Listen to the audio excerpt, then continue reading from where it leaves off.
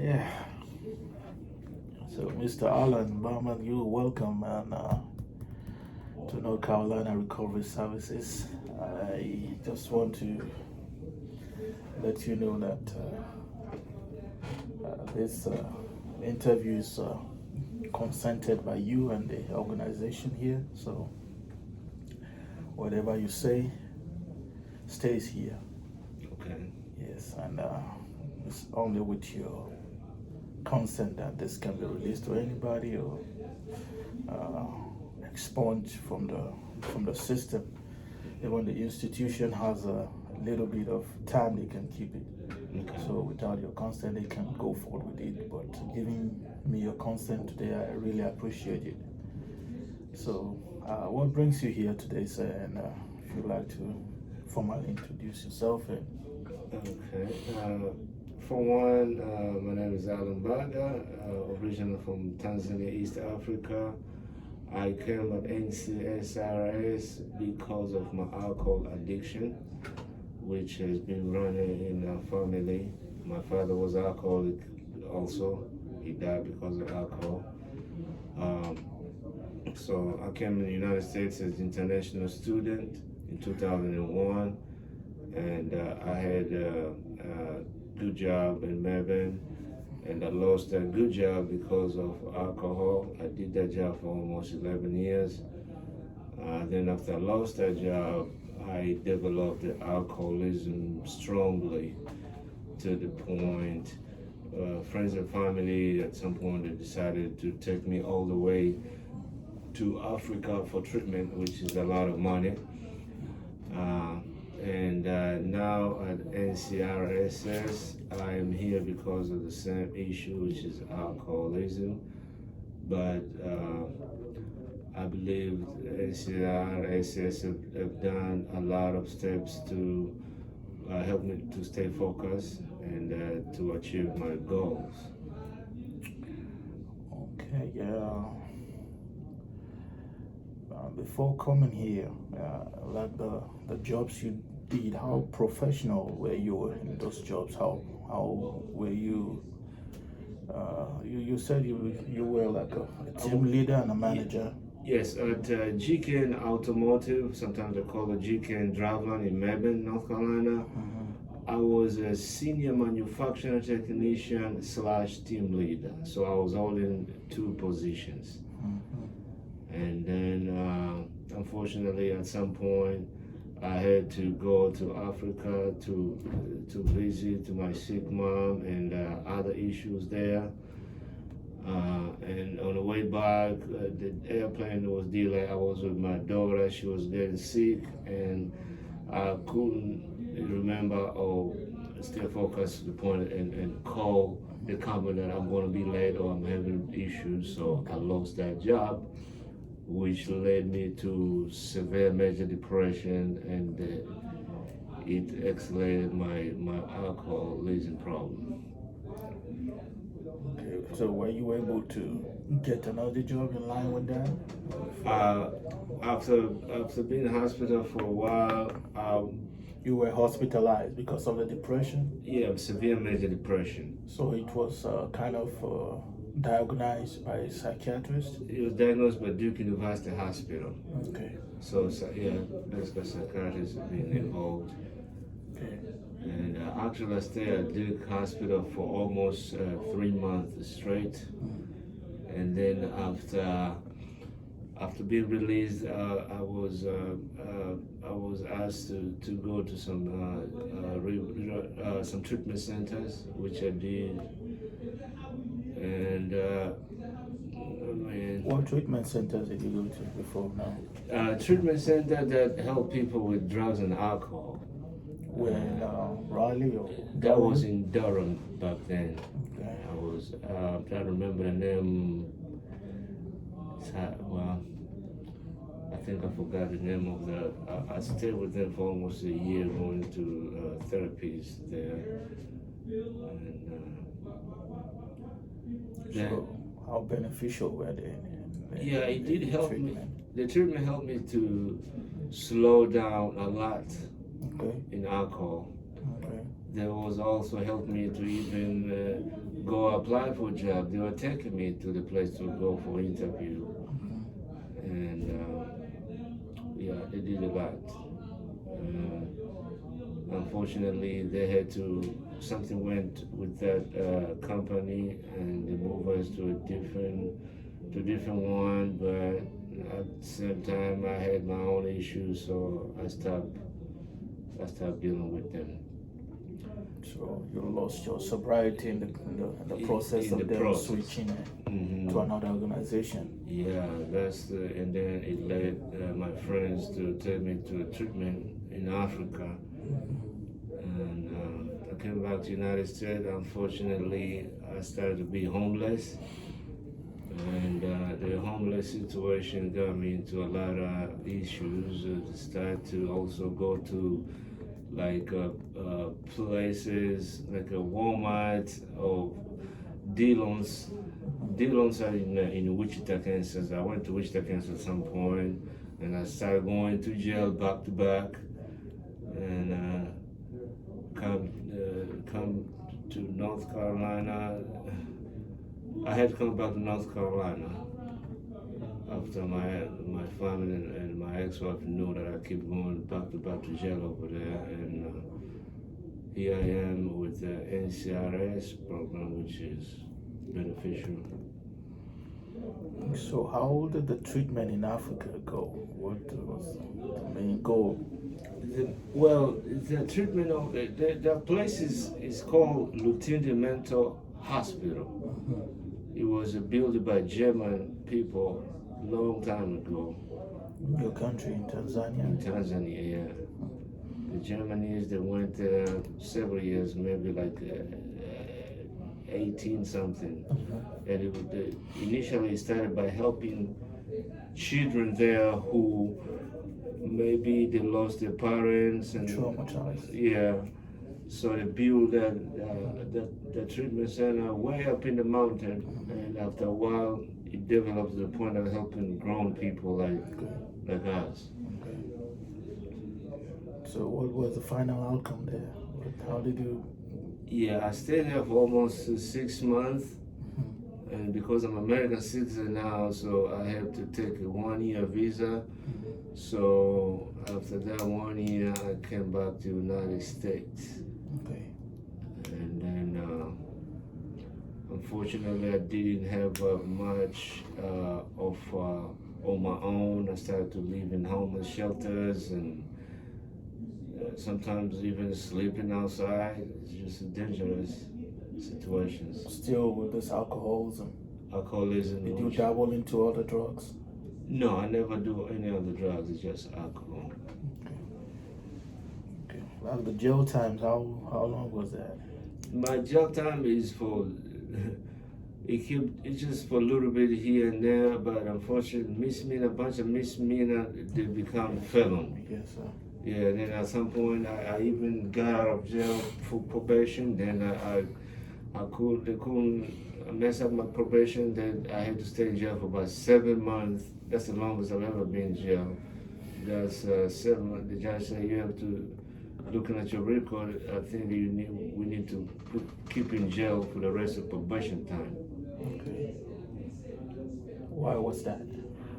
Because they look at the record. You're not Yeah, adhering to your own part of the bargain. Yeah. When they come to the house, they don't find you.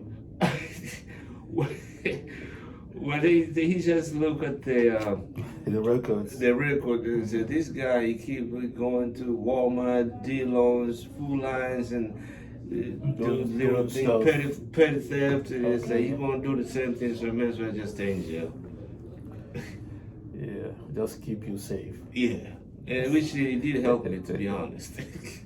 Yeah, sometimes jail times are not to kind of reprimand you, to keep you safe and secure and help even your health wise too. Yeah.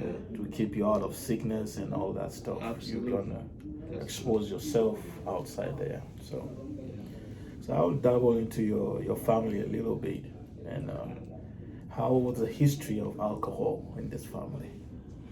My family, my father was a doctor, late Dr. Mbaga. He had his PhD from Jerusalem, Israel, and he went back to Tanzania to become an eye doctor.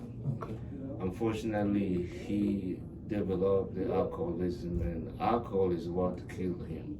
He was no cirrhosis or things of that nature. He just was drunk in his own house, and he was walking with the socks on a very slippery floor, and he fell and hit his head. Started to have blood mixed up with brain and technology in the early 80s. Then it was not too good, so he died.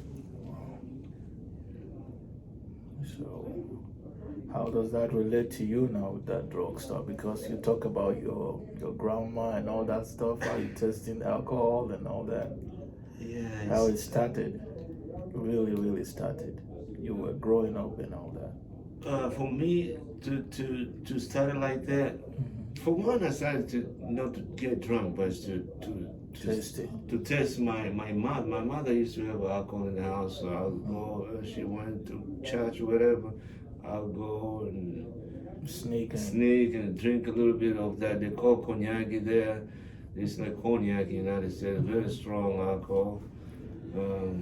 But I was a little boy, so. But in 2001, that's when it became more strong for me.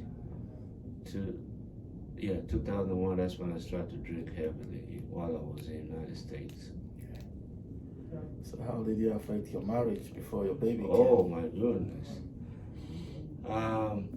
Well, my ex-wife, she was struggling with me with alcoholism because at some point, I got DUI. Then she had to drive me to work time to time.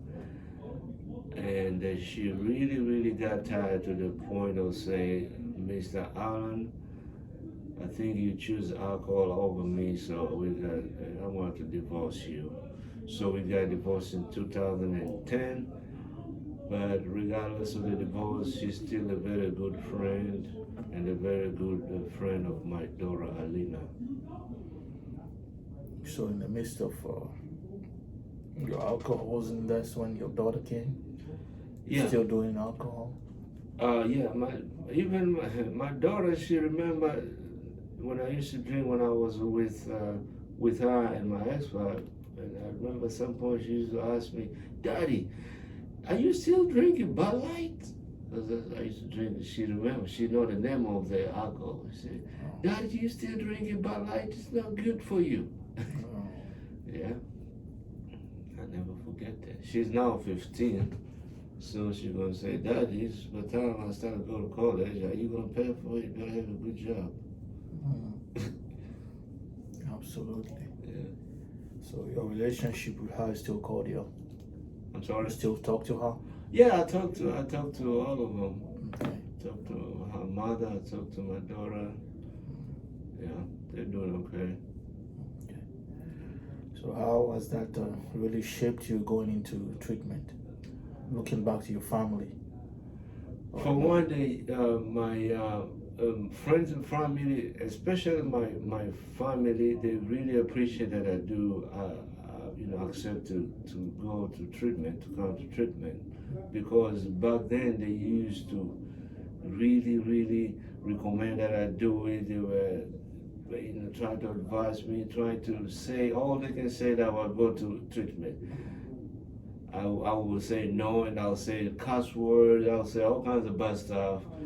But now they see I'm coming to treatment, I'm going to different treatment, they really appreciate it, and they're here to support me even more. Okay. So how was this facility? How did you come to know this facility, and how has it been since you've been here? Okay, for one, I went to Durham Response to Recover, I believe that's the name. It's in Durham. It's a detox place. I stayed there for about a week almost. You did a detox before? Yeah. Okay. And then after that, they asked me if I wanted a long treatment like NCRSS. So that's why I ended up with NCRSS. And NCRSS has been very nice to me ever since I joined. Okay. So are you getting the right resources in? Absolutely. Okay. So can you really relate to the resources being given to you that you never thought about even before coming here? I haven't been like a major resource like this. I Yes. haven't been around on the many. I think this is the main one as far as the long to stay for a long time, more than a week. Yeah. This is the first one for Okay. me as far as. Now the other one when I mentioned Africa, I don't know if I should call. It's a little bit different from this because that is they call routine the mental Yes. hospital. That's the Yes, hospital. psychiatry. Yeah. So it's more psychiatric. Yes. So even while you were here, were you kind of mentally diagnosed? You see the psychiatric doctor here, and they come out with any findings? Over here in Israel. Yeah, the doctor see. Did you meet him? Or No, I have never met him. Never met him. Oh, because you have been evaluated before now. Yeah, one time I was given a call. Okay, maybe that was Dr. C, but it was a woman talking. Okay, maybe it's a secretary or something. So, Yeah. yeah, because every time you come here, we just make sure that you go through our own evaluation so that we know concretely Okay. how mentally fit you are to deal with your situation. Okay. And the treatment, it goes with the treatment plan so that you'll be able to deal with this situation in the right way so that we don't misdiagnose something happening and triggering you to go into alcohol most times. So sometimes it deals when your mental aspect is taken care of, a lot of it can really shape you going out of your way to kind of go the alcoholic way and try to manage your situation along the line. So alcoholism in this context right now, so how has it really distorted your life plan for a long time? Yeah, it has distorted me because on the outside I was like isolating myself from my friends and family, and the more isolated I was getting, the worse I was getting, you know. But now I'm like, no, I cannot isolate myself like that no more. After accepting to come to treatment like NCISS, I think it's time for me to go and reunite with the normal crowd, stop isolating myself. The more isolated I get, the more troublesome I become. It's true. But how you making new positive relationships around here since you came here? Around with the people in the program? Yeah, even in the program and the sponsors and all that. Yeah, everything is going fine. Sometimes we go to meetings, and I do appreciate those moments. AA meetings. AA meetings. Sometimes it's NA for some other people, Narcotics or Anonymous. But yeah, I get opportunities to hear stories from other people, and it kind of opened me up to think positive and to stay positive. So you have a lot of journey ahead of you. Absolutely. So this is just a step. This is just. So I'll keep on telling as many that I come across, because I will always tell you that this is a disease. Yes. It has no cure. You have to be mentally fixated in getting into the reality of knowing that this is destructive. Yeah, it's dangerous. I lost 2 friends last year over this alcoholism. These were friends, professional guys. The alcohol took their life. 2 of them. And this in Wichita, Kansas. Wow. 2 of them. My goodness. You can relate to their stories. Yeah, So how has that shaped you That coming make me into treatment? that kind of make me, I don't know if I should say, now it make me even more scared. People losing life over this alcoholism, man. I'm still thinking about going back to alcoholism. I don't want to die because of alcohol. So you are alive. That means you still have hope. I still have hope, and I thank God that I still have faith. Amen. Yeah. Yeah, because that's what will carry you through this journey. Yeah. Because if you lose faith in whatever you're doing, I don't think you'll be able to go back into the world and stay sober the way you want to and the way your family want to see you. It's not gonna work. So you're looking back and forgetting the past right now. Absolutely. It's a new beginning, it's a new dawn, it's a new you. Yeah. Now you have to do you. True that. Yeah. So I know companies and alcoholism bring company. Yeah. But now you have to detach. Absolutely. Just only find your fitting. You rightly said, your daughter rightly going to college. Yeah. And before you know it now, Absolutely. she was graduating. So you have to be there for her. You have to walk her down the aisle too. Yeah. You have to be sober to do all that. Absolutely. So Absolutely. I really urge you to take every resources here seriously that have been put forth before you. And I really want to say I appreciate your time. And if there's any other thing you want to add, or you have any questions, just let me know. I'm answering here, so I'll be here with you. So I will tell you from day one, you are not alone in this journey. Absolutely. Okay? Because if we leave you alone, the essence of us being here will be defeated. True that. Yes, sir. Without you, we would not be here. Always know that. And mistakes are made along the way, but it's not for us to get ourselves grounded in it. Absolutely. Don't ground yourself. Don't beat yourself so hard that you can't forgive yourself. I know a lot have gone down because of a lot still don't believe you can go through treatment. Yeah. Even when you tell some people, they'll still be doubtful. Absolutely. Until you be the proof. They see. They say, oh, Alan is walking now. Say, oh, okay, I'll take the phone. I'm going to ask somebody. Even my ex-wife, she said her boyfriend yesterday to take me to job interview. I mean, think about that. See? So that's a blessing on its own. Yeah, it's I know. Make me even want to. I know. I don't want to be to tell you I know how you feel about it, because I know it's emotional. Yeah. It's emotional for her to always be there for you. Yeah. Absolutely. Sometimes we miss it, but don't beat your head too high on yourself. Don't get too judgmental about it. Absolutely. Don't have any bias, because nobody is looking down on you. Everybody can fall into that trap. Absolutely.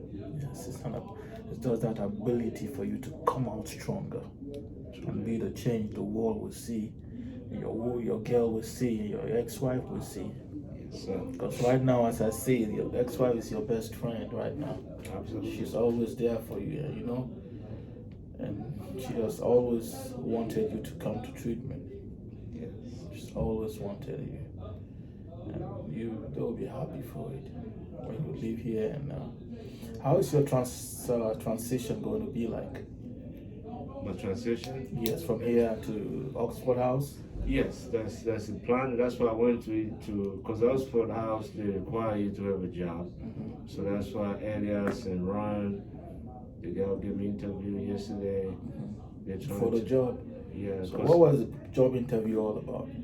The job interview, this place we went, they clean uniforms. Okay. If I remember the name of it, something uniform. Okay, the industrial uniforms.